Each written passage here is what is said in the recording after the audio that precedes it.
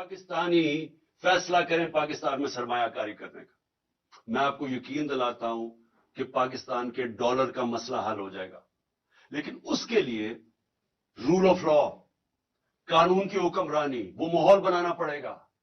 جس میں ان کے لیے آسانیاں ہم پیدا کریں تاکہ وہ پیسہ اپنا لے کے آئیں۔ اور یہ دنیا میں جب ویتنام،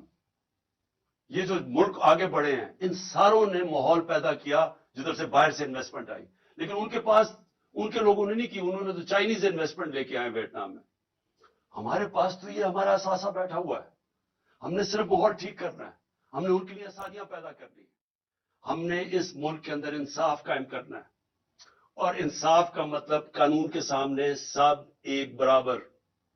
جب تک یہ نہیں ہوگا یہ ملک آگے نہیں بڑھ سکتا۔ میں آپ کو بار بار نبی صلی اللہ علیہ وسلم کی جو حدیث ہے کہ تمہارے سے پہلے بڑی قومیں تباہ ہوئی، جب طاقتور چوری کرے اسے نہ پکڑو اور کمزور کو جیلوں میں ڈالو، وہ قوم تباہ ہو جاتی ہے۔ یہ ہماری تباہی کا سب سے بڑا مسئلہ آج یہ ہے کہ طاقتور چوری کر کے کہتا ہے NRO دے دو، نہیں تو ہم تمہاری گورنمنٹ نہیں چلنے دیں گے، اور ہم صرف چھوٹے چوروں کو جیل میں جاتے ہیں، ملک تباہ ہو جاتا ہے۔ تو جو ان ساری چیزوں کو ایک اگر پوائنٹ سب سے زیادہ وہ ہے قانون کی حکمرانی، role of law.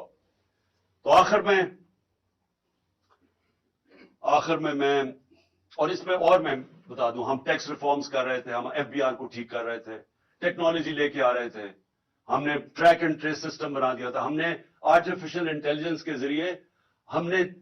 35 million tax pairs کو آئیڈینٹیفائی کیا رہا تھا جو مزید جو ٹیکس نہیں دے رہے تھے لیکن ان کے پاس وسائل تھے، تو ہم نے آرٹیفیشل انٹیلیجنس کے ذریعے ان کو آئیڈینٹیفائی کیا، تو آہستہ آہستہ ہمارے پاس تو بھی صرف 20-25 لاکھ ٹیکس پیئر والے لوگ ہیں، 22 کروڑ میں صرف 25 لاکھ لوگ ٹیکس دیتے ہیں۔ تو ہم نے یہ جو تقریباً 3.5 کروڑ لوگوں کو آئیڈینٹیفائی کیا تھا،